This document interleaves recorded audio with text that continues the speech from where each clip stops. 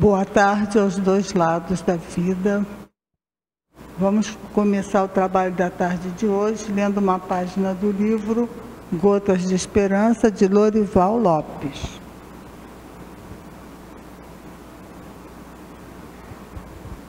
E olha que coisa boa.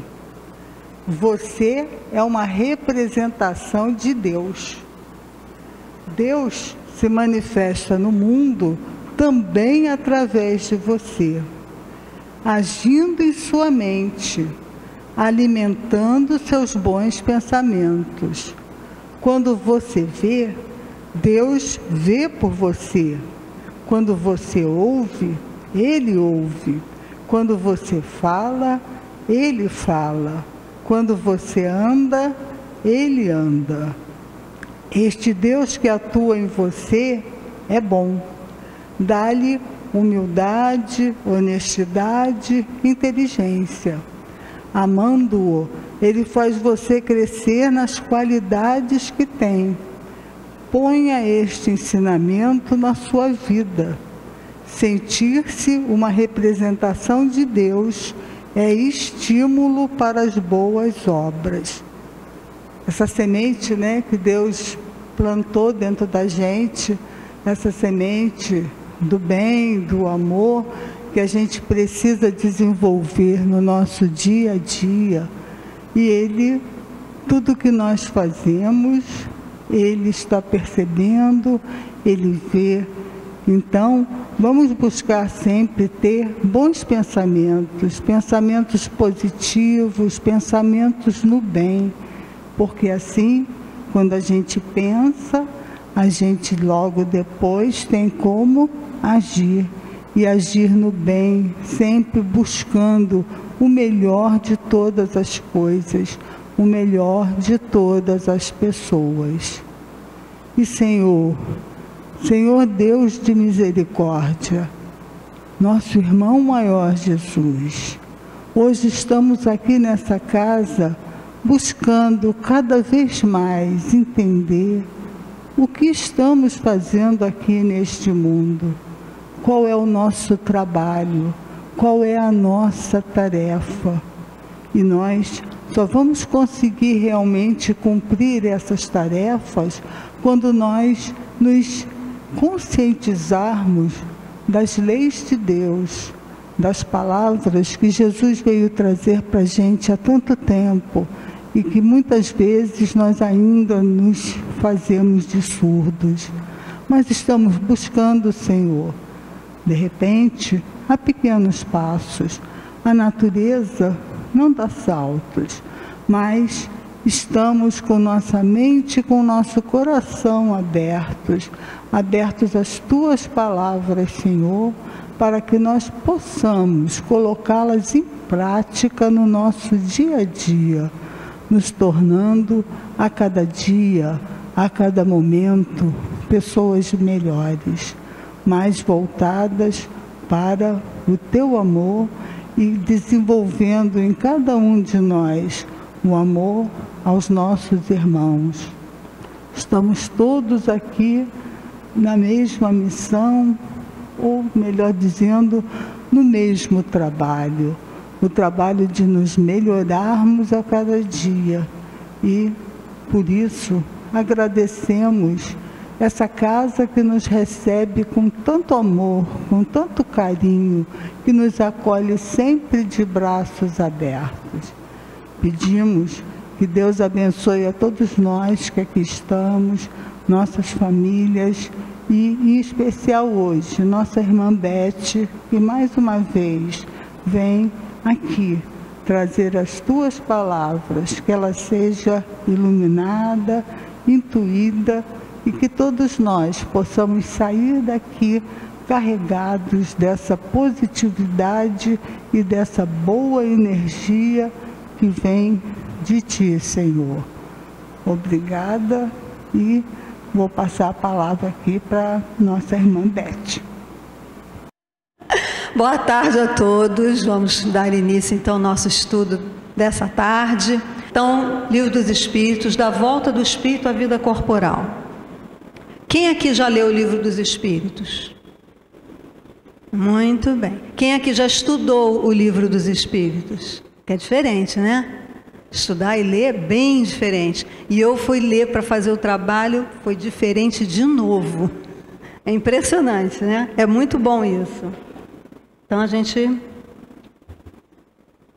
começa com a questão 344. A gente vai fazer um estudo das perguntas mesmo, tá? Porque é muito tema, é muito assunto, então a gente vai lendo e vai conversando. Se tiverem dúvidas, podem fazer, tá? Na medida do possível a gente vai tentar. Bem-vinda, Vera. Em que momento a alma se une ao corpo? É uma pergunta que muita gente faz, né? Ainda espírita, pergunta, porque ainda tem dúvida, acha que a alma só se une no momento do nascimento. Não. A alma se une no momento da concepção. Mas o espírito está ali, ligadão já no embrião? Não. Essa é a diferença. Ele está ligado pelo laço fluídico do seu perispírito ao embrião. E com o tempo ele vai se fixando, se aproximando, com o tempo da gestação, né? Aí a memória vai se dissipando, o perispírito vai diminuindo e ele então nasce. Aí sim há o vínculo direto ao corpo dele, fora do corpo da mãe. Ele não está dentro do corpo da mãe. Isso é uma coisa importante, que muita gente fica em dúvida, né? Então lá, a união começa na concepção, mas só é completa no instante do nascimento. No momento da concepção, o espírito designado para habitar certo corpo se liga a ele por um laço fluídico e vai aumentando essa ligação cada vez mais até o instante do nascimento da criança. O grito que sai da criança anuncia que ela se encontra entre os vivos e servidores de Deus. É bonita essa frase, né? Achei bem legal. Outro. É definitiva a união do espírito com o corpo desde o momento da concepção? Durante esta primeira fase, o espírito poderia renunciar a habitar o corpo que lhe está destinado? Programei lá em cima, antes dos meus pais nascerem, até, né? Fiz aquela programação, ó, eu quero nascer em tal época, vindo de vocês, para passar pelas provas X, Y, Z. Mas na hora ali, ele desiste. Ele pode desistir? Pode. Infelizmente pode, né? Ou felizmente, né? Livre-arbítrio, e Deus permite, né? Como é que é isso? A união é definitiva no sentido de que outro espírito não poderia substituir o que está designado para aquele corpo. Então é definitivo, nenhum outro vai entrar naquele corpo, vai utilizar aquele corpo, né? Mas como os laços que o prendem ao corpo são ainda muito frágeis, facilmente se rompem e podem romper-se por vontade do espírito, se este recuar diante da prova que escolheu. Nesse caso, a criança não vive, é o aborto espontâneo, que muita gente não entende. Nossa, eu estava tão bem, o que aconteceu? Não tive nada, de repente tive a perda da criança. Em muitos casos, isso aí é o que acontece. Em outros, é problema físico mesmo, que ela não sabia que tinha, né?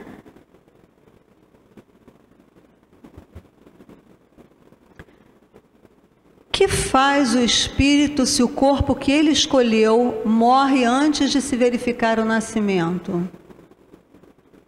Escolhe outro. Fácil assim. Para a mãe é fácil assim, gente? A mãe está ali na gravidez, há um problema físico e ela perde a gravidez. O espírito que está designado, ele escolhe outro corpo, que pode ser até dessa mesma mãe, muitas vezes o é, ou outra oportunidade que lhe surge, que também é permitido isso, né? Essa mudança.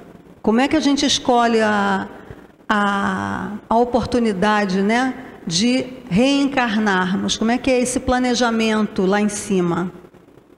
do lado, sei lá onde é que é, qualquer lugar, né? No plano espiritual. Como é que ele acontece? Quem sabe? Tan, tan, tan, tan, tan.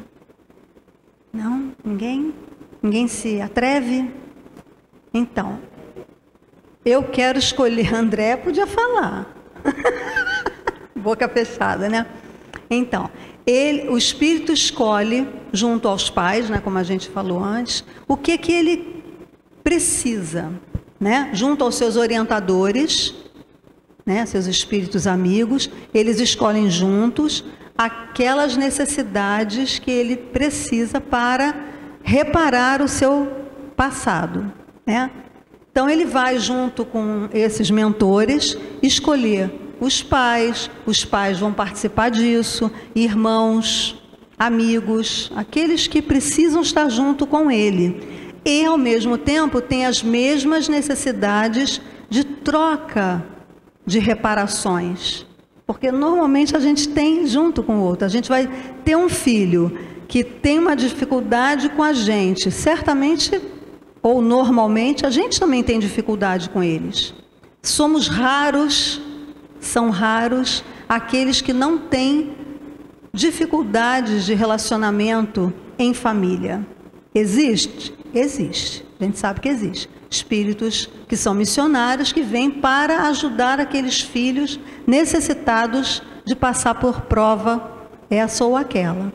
Ou filhos que têm como missão ajudar os pais a passarem pelas provas também. Não são só os pais, né, que ajudam. Os filhos também vêm ajudar.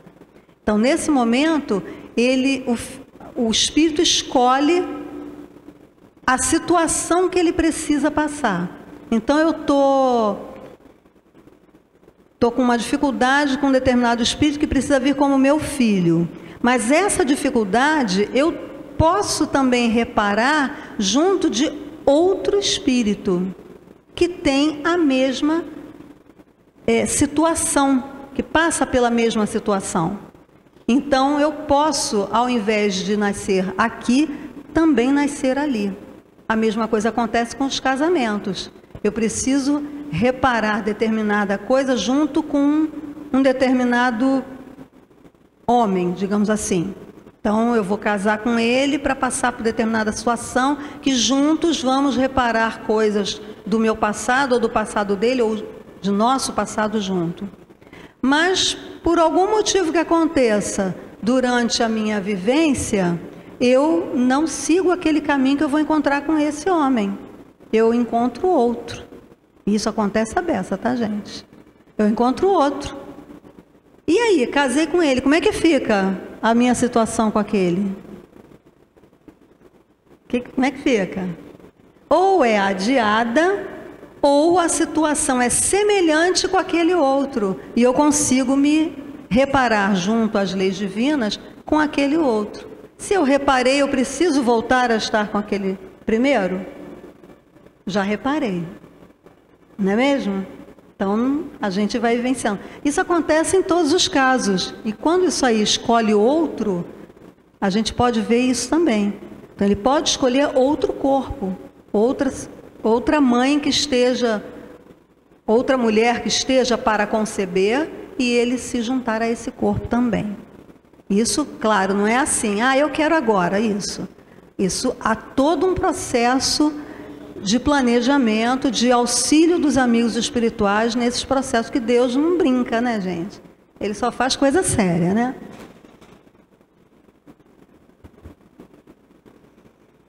Qual é a utilidade dessas mortes prematuras?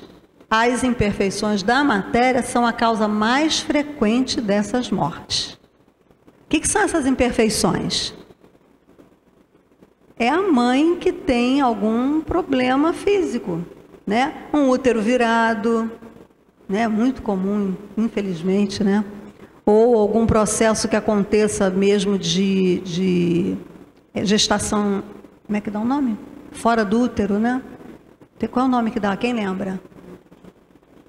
Nas trompas, né? Tem um nome específico para isso que eu não lembro agora. Mas existem várias situações em que a gestação não vai para frente, né? Então, um dos motivos é esse, né? E qual é a utilidade dessas mortes? Ele não responde, repararam? Qual é a utilidade? Ele não responde. Ele só diz que as imperfeições da matéria são a causa mais frequente. Agora ele vai responder. Que utilidade pode ter para um espírito sua encarnação num corpo que morre poucos dias após o seu nascimento? Que vai ser semelhante ao anterior, né? Qual é a utilidade para o espírito?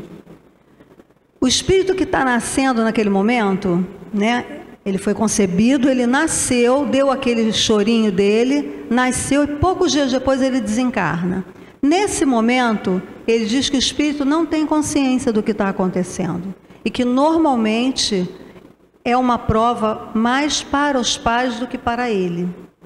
Pode ser para ele também? Também pode ser para ele, né? É aquele espírito que tentou várias vezes o suicídio e agora está tendo a oportunidade de reencarnar e não consegue.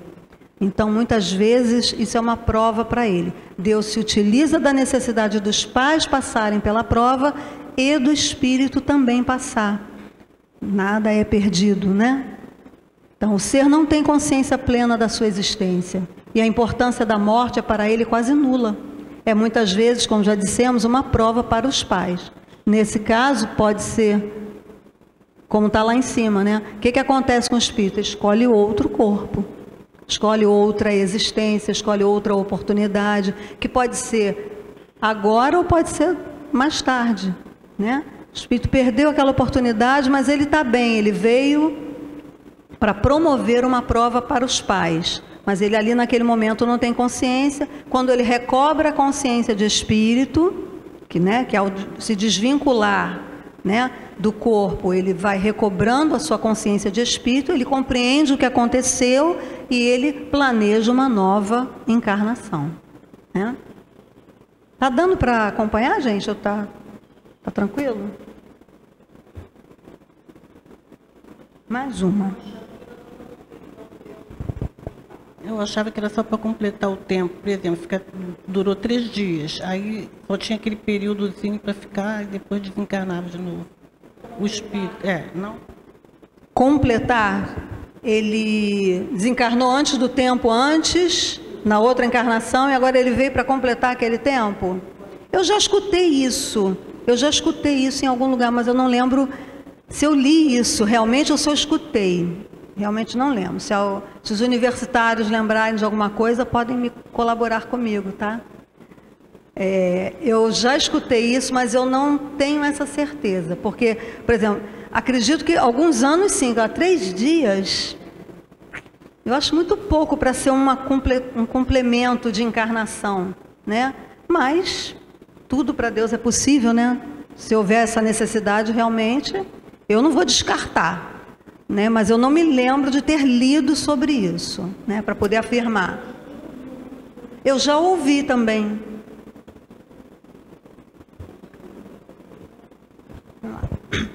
Quando uma encarnação falha para o espírito, por uma causa qualquer, é suprida imediatamente por outra existência? Nem sempre imediatamente. É preciso dar ao espírito tempo de escolher de novo, a menos que uma reencarnação imediata seja uma determinação anterior. É necessário que esse espírito reencarne, porque ele está sendo colocado na vida de uma forma, como é que eu vou dizer? Não é fugir, mas se esconder de determinada situação, tá? Os livros de André Luiz, ele comenta sobre isso. Espíritos que estão sendo muito obsidiados, né, no plano espiritual, passam por processos muito difíceis e já estão merecendo se afastar desses obsessores. Então, é arranjada uma experiência reencarnatória para ele, para que ele possa ser, digamos, escondido, tá, desses obsessores. Muitas vezes eles vêm em corpos com muitos problemas físicos para ficarem escondidos. Lembra de André Luiz? Né? Ele fala sobre isso. Então, eles são escondidos para que aqueles obsessores não o encontrem. E ele possa dar uma descansada, se recuperar para continuar a sua jornada evolutiva. Isso pode acontecer, né? Então, vai ser esse caso aí, a menos que uma reencarnação imediata seja uma determinação anterior. Ele tem que ser escondido. Mas aconteceu alguma coisa com aquela mãe, de repente ela praticou um aborto, ou ela sofreu um acidente e esse acidente promove o aborto espontâneo, e esse espírito ficou, digamos, solto, né? Então ele sai daquele corpo e logo em seguida já encontram um outro para ele. Mas de uma maneira geral, há sempre um tempo para escolher um novo corpo. Esse é o geral, né? Aí o que costuma acontecer quando ele, no caso, a gente vai falar um pouquinho mais de aborto lá na frente, mas o que pode acontecer, por exemplo, num aborto, um espírito que queria muito reencarnar, muito, e a mãe não permite e promove o aborto. O que acontece com esse espírito se ele não tem uma certa evolução espiritual? Ele fica muito revoltado, muito, muito. E pode virar o obsessor dessa mãe, desse pai ou daqueles que promoveram. É muito sério isso, é muito sério, né? Quem estava aqui semana passada e assistiu a palestra do Lidiênio? Algumas pessoas, né? Lidiênio é pai do João e do Lidinho, né? E a esposa do João, a Jane, ela tem um trabalho há anos de campanha contra aborto.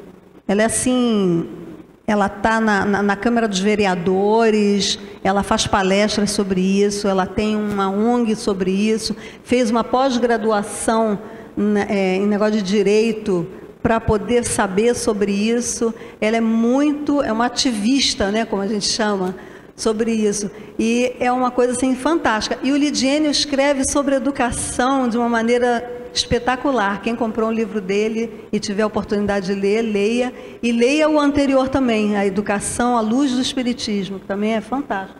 O livro ficou com você, né, Ricardo? Tá, qual é o nome desse, hein? A Arte de Educar. A Luz do Espiritismo, não é isso? Segundo Jesus. Muito bom. Então vamos lá.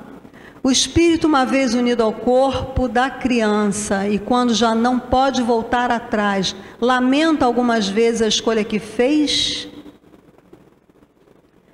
Queres perguntar se, como homem, ele se queixa da vida que tem? Se gostaria de outra? Sim. Se lamenta a escolha que fez? Não. Ele não sabe que a escolheu. Depois de encarnado, o espírito não pode lamentar uma escolha de que não tem consciência, mas pode achar pesada demais a carga e considerá-la superior às suas forças. São esses os casos dos que recorrem ao suicídio. Então, nós estamos aqui encarnados com as nossas provas, com as nossas expiações. Lamentamos as provas que temos? Quem disser que não, eu vou dizer que é mentira. Raros são aqueles que aceitam integralmente as suas provas. A gente sempre dá uma reclamada, né? Ai, que dor aqui. Ai, por que eu estou passando por isso, gente? O que eu fiz para merecer? Não pergunte isso, porque tem uma lista.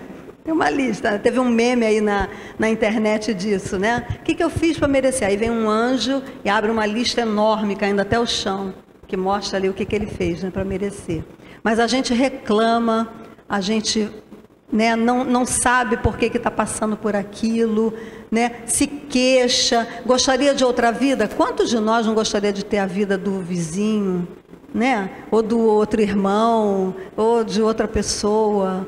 Mas quando a gente tem, efetivamente, a consciência do que a gente está fazendo aqui, a gente para de querer a vida dos outros, né? Porque a gente, no lugar do outro, talvez não suportasse, fosse até pior do que aquilo que a gente está passando, né? Quantas pessoas Eu me lembro de uma palestra que eu assisti, uma reunião de estudo, na verdade. Uma senhora que teve a oportunidade de visitar o Chico. E ela, lá no Chico, o Chico botava a mão assim no peito, na altura do coração, que o Chico tinha angina, né?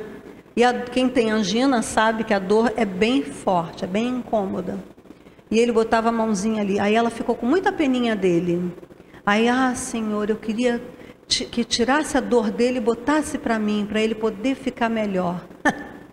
Deus fez a vontade dela.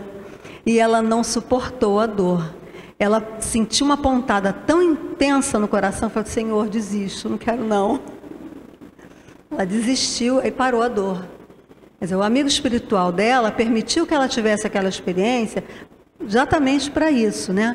Para ela saber, ela que comenta sobre isso, para ela saber que a cada um segundo as suas obras. Cada um vai passar por aquilo que precisa passar, nem mais nem menos, só aquilo, né? Então a gente está passando por uma dor que reclama, mas às vezes a gente vê, eu estou vendo a André ali, a André está tão bem, nossa, está tão bem disposta, caramba, queria estar no lugar dela, só que se a gente faz essa troca, a gente não sabe o que está passando na vida dela. A aparência é uma coisa, a mente, a vida, as experiências. Será que eu suportaria as experiências que ela está vivenciando? Muitas vezes a gente não suportaria, né? Então a gente não pode querer essas trocas. E o que acontece quando a gente deseja e não consegue essas trocas? A gente recorre ao suicídio, muitas vezes. Quantos de nós já não recorremos lá atrás e hoje, graças a Deus, já sabemos que não é um recurso bom, né? Temos que suportar até o fim e suportando a gente sempre vai melhorar, né? E como ele lembra ali também, né?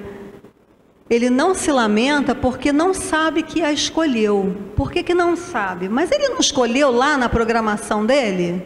Ele não fez uma programação, ele escolheu as coisas que ele precisava passar? Escolheu, só que quando reencarna, a gente esquece. Graças a Deus, né? Que a gente esquece. Né? Muito bom. Mais uma grande. No intervalo entre a concepção e o nascimento, goza o espírito de todas as suas faculdades? Mais ou menos, de acordo com a época, porquanto ainda não está encarnado, mas sim vinculado. Essa é uma questão muito boa para quem quer falar sobre aborto. Quando as pessoas falam assim, mas o espírito ainda não está ali, qual é o problema a abortar? Não tem espírito ainda ali, não é crime. É crime, porque o espírito está vinculado, né? É crime. Então, olha lá, ainda não está encarnado, mas está vinculado. A partir do instante da concepção, o espírito começa a ser tomado de perturbação, anunciando-lhe que é chegado o momento de começar nova existência corpórea. Estou na frente aqui? Essa perturbação vai crescendo até o nascimento. Nesse intervalo, seu estado é quase idêntico ao de um espírito encarnado durante o sono do corpo. À medida que a hora do nascimento se aproxima, suas ideias se apagam, assim como a lembrança do passado, do qual não terá mais consciência como pessoa, logo que entrar na vida. Mas essa lembrança lhe volta pouco a pouco à memória ao retornar ao seu estado de espírito. Uma resposta longa, né? Para a gente poder entender que nós estamos vinculados ao corpo a partir do momento da concepção. Então, mas a minha filha fez, a minha mãe fez, e agora? Já foi, gente. Não tem que ficar pensando no passado. A gente tem que pensar a partir do momento que a gente tem a consciência do que acontece para frente. Concordam? Não adianta ficar querendo descobrir quem fez, quem não fez, não é esse o objetivo. O objetivo é a gente saber, ter consciência e agir de acordo com as leis de Deus, né? Existem métodos anticonceptivos que a gente pode utilizar, seguros.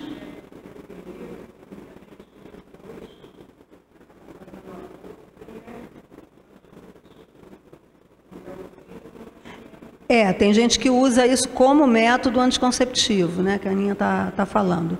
E não é um método anticonceptivo, não é. O método anticonceptivo é inibir a concepção. Inibir a concepção, né? Então, a gente tem que ter sempre esse cuidado, né? E como ele está num estado de perturbação, o espírito, quando passa por essa situação, ele não percebe muito bem o que está acontecendo, né? Mas existem espíritos que conseguem perceber claramente o momento do aborto, claramente, e é muito doloroso, né? Há espíritos que detalham isso, né? Muito triste. Existe um filme de um médico, não sei se vocês já tiveram a oportunidade de saber sobre isso. Um médico, ele praticava muitos abortos.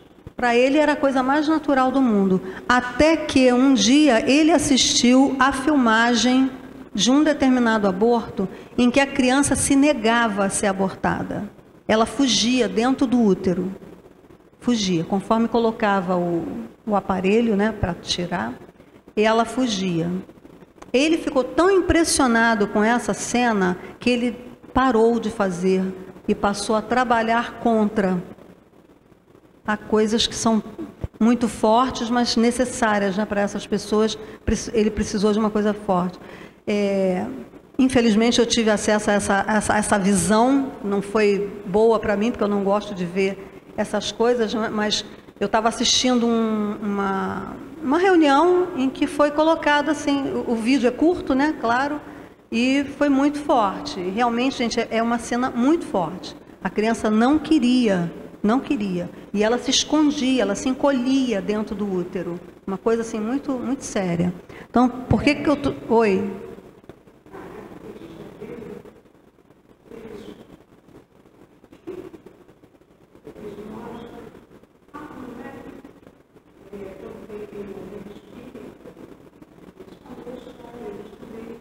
Deixa eu fazer uma coisa. Peraí, conta aqui. Peraí. Eles encarnaram junto, né? Você já ouviu essa história, não? Na Rádio Rio de Janeiro? Eu acho que foi no Momento Espírita que eu ouvi. E a mãe queria abortar, a criança pedia que não, que deixasse ela ver, mas a mãe não aceitou. E a criança se desesperou lá dentro. E o que ela fez? Ela se agarrou ao coração da mãe e as duas desencarnaram, né? Tanto a mãe, né, a grávida, quanto a criança que ia, né, nascer.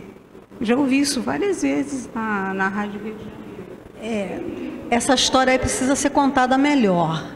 Por quê? A criança se agarrou à mãe, tudo bem, agora se agarrar ao coração é impossível, né? A criança não tem acesso ao coração da mãe físico, a não ser que tenha feito algum acesso perispiritual, que o espírito não tem essa condição de fazer. O espírito da criança, né? Ela está ligada apenas pelo laço fluídico do seu perispírito ao corpo do feto, né? Então, se agarrar ao coração fica assim uma coisa tipo meio fake news, né? No exagero, né? No exagero. Ela pode ter, assim, no seu desespero, a mãe também se desesperou e provocou algum problema cardíaco. Isso pode acontecer, né? Quando a gente conta essas histórias, a gente tem que ter muito cuidado, né? Porque as fake news estão aí soltas, né? As pessoas aproveitam tudo para aumentar, para dar uma... Não, eles não falariam dessa maneira, talvez... Tá, depois a gente vai ver isso então, né? É bom ver, porque a criança se agarrar ao coração da mãe é muito simbólico, né? Eu prefiro ver como uma simbologia, não como uma coisa física, porque isso é impossível. Mas tudo bem. Vamos continuar então aqui onde é que a gente parou. Certo. Imediatamente ao nascer, recobre o espírito a plenitude das suas faculdades. Essa é mole, né, gente? É bem fácil, né? Os espíritos não precisavam nem responder para a gente saber. E quando a gente nasce, a gente não sabe nada, não recorda nada. Só vem ter uma noção de alguma coisa lá para os 4 anos. Noção mesmo, né? Do que eu estou fazendo nessa vida. 4, 5 anos, às vezes até mais.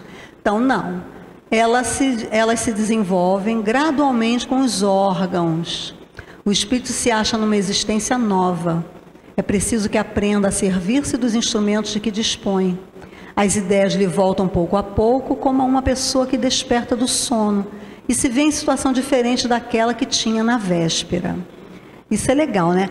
Quer ver? Qual é a memória mais antiga que vocês têm da vida de vocês? Quantos anos vocês tinham? Pode falar alto. 4 anos. Você lembra de alguma cena com 4 anos? Antes disso, não lembra. E você só tem 9. Mais alguém aqui? 3 anos. 3 anos. Lembra de tudo? Lembra de coisas, momentos. Mais alguém lembra de alguma coisa? Qual é a memória mais antiga? 7 anos? Quando a gente era criança, a gente ia com 7 anos, não ia com 2, né? Mais alguém lembra, seu Luiz? 5 anos. O senhor lembra de alguma memória? Tem alguma memória de criancinha? 3 anos. Menos até? Olha, que legal. A memória mais antiga que eu tenho é de 3 anos também. Eu enfrentando meu pai. 11 anos. Antes disso, não lembra. Nem na escola? Não lembra de nada da escola? Da escola eu lembro da beça. Tá. 10, 12 anos. Lembra, né? Então, imagina quando nasce. Nada, né, gente? Nada. Só fazendo uma terapia de vidas passadas, que a pessoa vai lá no nascimento, quando regride, chega lá e lembra de alguma coisa. Isso pode acontecer, né? Eu acho que eu lembro de alguma coisa a nível espiritual, porque a minha mãe, quando estava grávida de mim, no Natal, ela foi acender a árvore de Natal, deu curto, a árvore pegou fogo. Ela estava com 7 para 8 meses, né? Porque Natal 24, eu nasci 26 de janeiro, um mês depois, devia estar com uns 8 meses, né, de gravidez. Eu, criança até adulta, muito medo de fogo. Muito. Isso é uma memória espiritual. Mas não é consciente.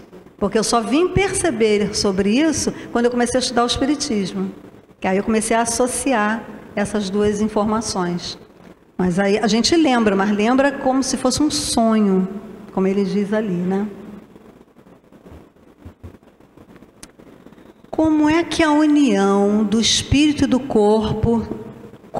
como a união do espírito e do corpo só está completa e definitivamente consumada após o nascimento, pode-se considerar o feto como tendo uma alma? O que é alma, gente? Lembram? Espírito encarnado. Muito bem, muito bem. Estudaram o Livro dos Espíritos.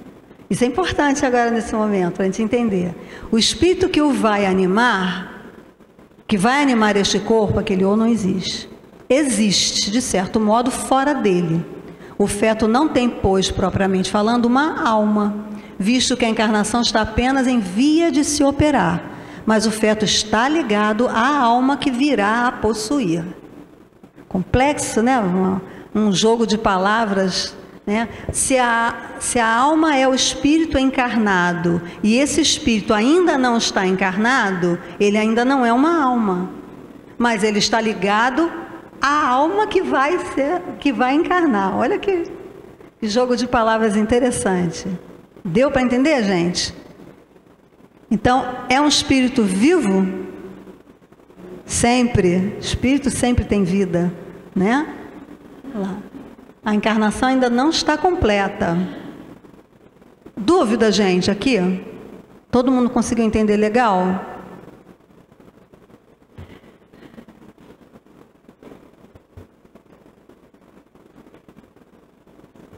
Como se explica a vida intrauterina? É a da planta que vegeta. A criança vive, então, a vida animal.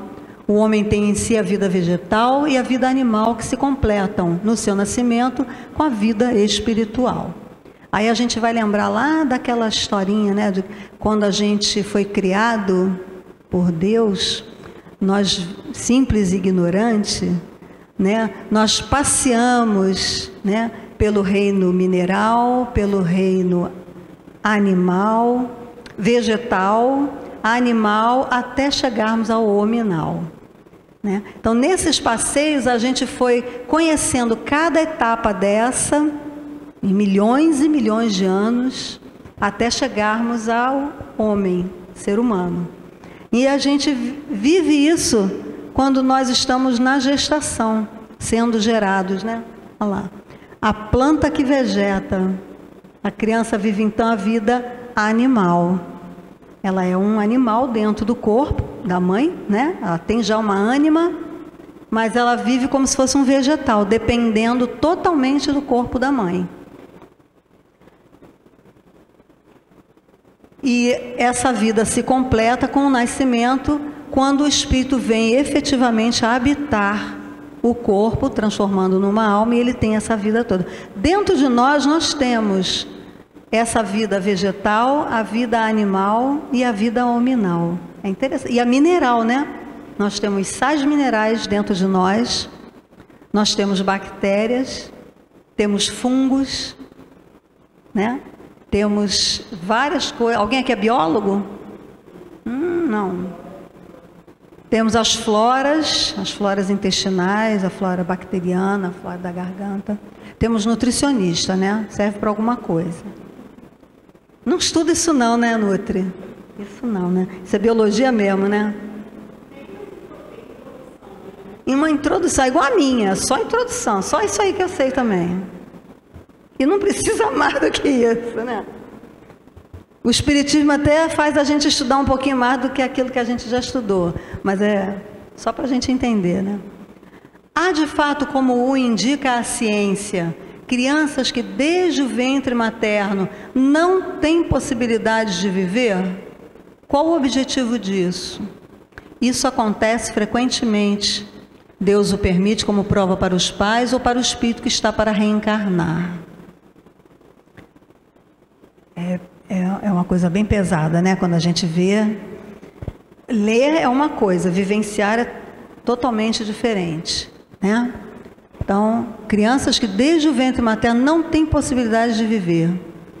Por que uma criança não vive? Físico, muito bem, velhinha prestou atenção. Parte física da mulher pode acontecer, ou ele desistir, né? Desistir da vida. Isso pode acontecer. Então, criança desde o ventre materno não tem possibilidade de viver. Aqui no caso é a parte física mesmo, né? O corpo da mãe não tem possibilidade de dar continuidade a esse processo da gestação. Então a criança realmente não vai vingar, né, como eles falam. O que acontece então? Vamos ver. Existem crianças que, nascendo mortas, não tenham sido destinadas à encarnação de um espírito? Sim. Há as que nunca tiveram um espírito destinado para o corpo. Nada devia realizar-se por elas. É somente pelos pais que essas crianças vêm ao mundo. É complexo da gente imaginar uma situação dessa, né? A criança, quando nasce, já está, natimorto, né? Já nasce morto. Por quê? Porque não havia espírito designado para aquele corpo. É estranho, né? A gente imaginar um negócio desse. É uma prova, na verdade, uma expiação para os pais, né? E muito séria. Muito séria. Porque a gente não consegue nem pensar. Eu conheci uma senhora que ela estava grávida de uma menina, sabia que era uma menina, E aconteceu alguma coisa parecida com isso. Na hora do nascimento, houve um problema lá, a criança já nasceu morta. Prontinha, era uma menina. E ela ficou bem chateada, óbvio, né? Chorou pra caramba, não sei o que aconteceu, foi culpa da enfermeira. Aí começa a ver de onde vem, né, a culpa. Foi da enfermeira que não fez o parto direito, não me preparou direito, ou o médico que não veio. Enfim, pode ser um caso desse, né?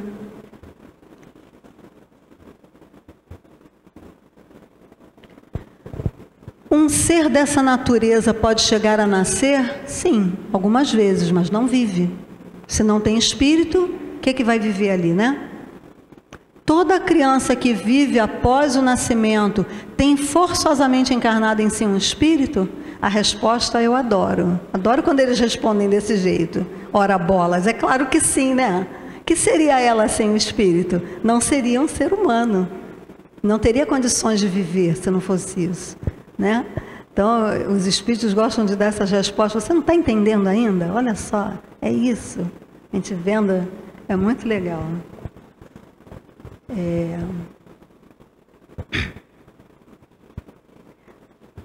Às vezes a gente vê nos jornais, né? Esses casos de crianças que, nossa, com 3 dias morreu, não se sabe por quê.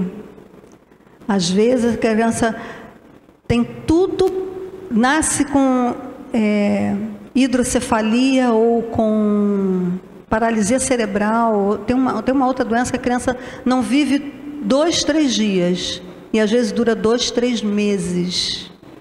Consegue viver. É a necessidade do espírito e para os pais. O vínculo que esses pais têm com essas crianças, com esses espíritos, é tão necessário que mesmo nascendo, mesmo o espírito tendo essa expiação de vir num corpo todo deformado, que não sabe que não vai viver mesmo, né, muito tempo, e consegue ainda essa moratória, né, para viver mais alguns dias ou mais alguns meses, a bênção de Deus nesse momento, proporcionando o reajuste dessa alma com os pais ou com ele mesmo, né, que ele talvez tenha prejudicado tanto o seu perispírito em outras vidas, que precisou vir dessa maneira, e vindo teve a oportunidade de ter pais que o ajudaram a conseguir, né, algum período a mais para vivenciar e resgatar esse passado dele. Assim, a gente vendo a misericórdia de Deus sobre tudo isso, é emocionante, né? Muito, muito bonito. Embora seja doloroso, né? A gente sabe, mas é muito bonito de perceber. Quais são para o espírito as consequências do aborto? É uma existência nula e que ele terá de recomeçar. Isso a gente já viu aí mais cedo, né? Então,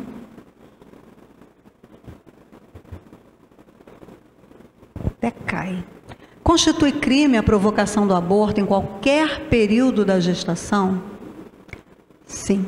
Alguém aqui tem dúvida sobre isso? É importante a gente ter essa consciência. Ah, mas eu não acredito nisso. É um direito. É um direito da pessoa não acreditar, óbvio, né? Mas a gente tem o conhecimento. Há crime sempre que transgredis a lei de Deus.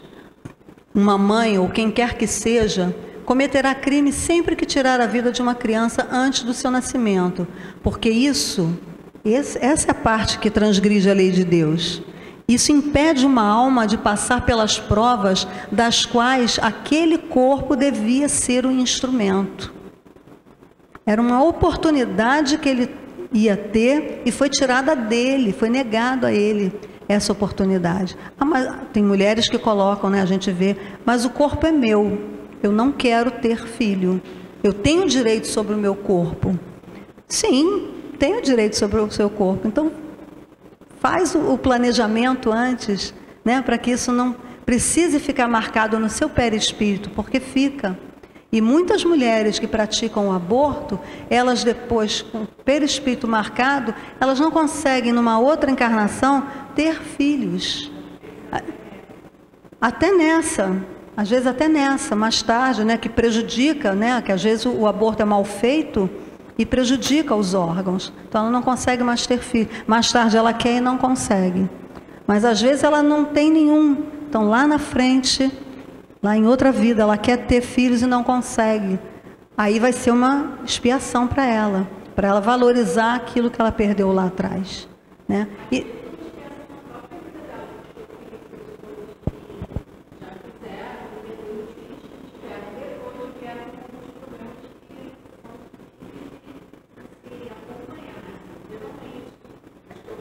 Sim.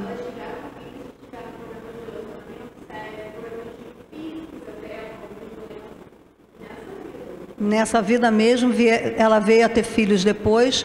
Eu estou repetindo por causa com alguns problemas, tanto de relacionamento quanto físicos. Sim, talvez porque ela mesma sabia da dificuldade que ela ia passar, né? A lembrança, né, vem, sabendo da dificuldade, ela quer dar para trás. Ela não quer mais aceitar aquela programação que ela mesma pode ter feito. Aí ela vai adiando. E conforme ela adia, a coisa vai ficando mais difícil. É igual o juro, né? Quanto mais a gente joga o juro para frente, mais ele fica alto, né? Então é complicado mesmo. E no caso em que a vida da mãe esteja em perigo pelo nascimento do filho, existe crime ao sacrificar a criança para salvar a mãe? É preferível sacrificar o ser que ainda não existe a sacrificar o que já existe. É o único espaço, digamos assim, que o Espiritismo coloca, né, que os Espíritos nos trazem de possibilidade da prática do aborto, né? Só se a mãe, a vida da mãe estiver em risco. Acontece. Tem um caso que o Simonetti conta, né, Richard Simonetti, num dos livros dele, de uma mãe que já estava assim com uma certa idade e o médico falou para ela: a senhora não pode ter esse filho, tem que abortar, porque a senhora já tem uma certa idade e vai botar em risco a sua vida. Ela: não vai nada, eu estou me sentindo bem, eu vou ter esse filho. Ela teve uma gestação difícil. O parto também não foi muito fácil, mas os dois sobreviveram, as duas no caso, que era uma menina. Aí o tempo passou, anos depois, uns 20 e tantos anos depois, ela numa outra cidade reencontra com esse médico. Senhora fulana, a senhora por aqui. E ela estava em cadeira de roda com uma acompanhante, né, empurrando ela. Senhora por aqui, como é que está? Como é que foi a sua vida? Falei: pois é, está vendo a minha acompanhante aqui? É aquela filha que o senhor queria que eu mandasse embora. É ela que cuida de mim, é meu esteio na minha velhice. Olha só que história forte, né? Então, ele conta com mais detalhes, obviamente, né? Eu fiz um resumo aqui do que me lembraram aqui agora da história, mas é muito bonita, porque ela aceitou a filha, né? Mesmo sabendo que a vida dela ficaria em risco, ela aceitou. É como as crianças com...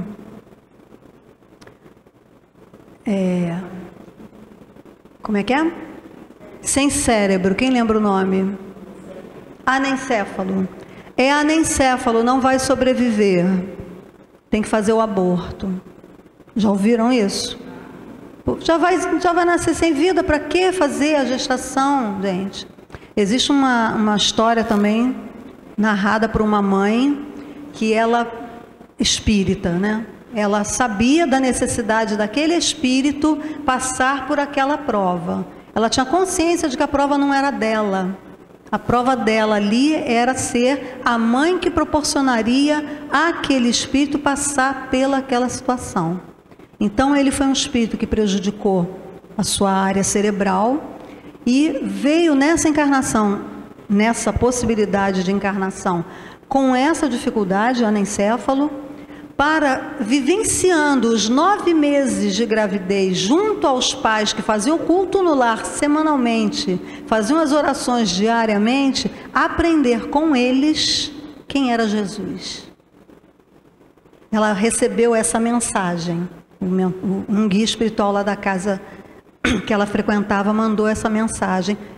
que é o próprio Espírito que estava para encarnar, que mandou a mensagem. Depois que desencarnou, né? Depois do que aconteceu, ele mandou a mensagem. Olha que coisa bela, gente, que essa mãe proporcionou a esse Espírito. A oportunidade que ele teve nesses 9 meses, mesmo sabendo que não ia vingar, mas ali ele teve a oportunidade de aprender quem era Jesus. Olha que coisa mais linda, né? Muito bom. E a nossa última. Nossa. Será racional ter-se para com um feto as mesmas atenções que se dispensam ao corpo de uma criança que viveu algum tempo? O que ele está perguntando aqui? Eu tenho uma criança de 3 anos e eu tenho um feto que desencarna, digamos assim. Eu vou ter o mesmo cuidado de sepultamento ou de carinho se fosse qualquer um dos dois? Claro que sim, né?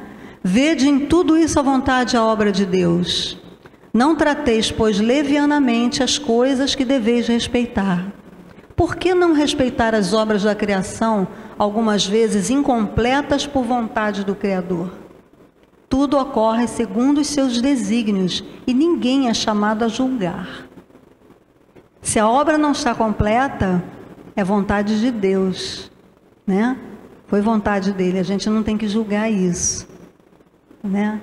O Espírito também dá umas respostas assim bem firmes, né? Bem diretas, ó, não deixa ninguém, não é para ninguém ficar com dúvida não, é isso aí. É Deus que manda, vai ser desse jeito, né?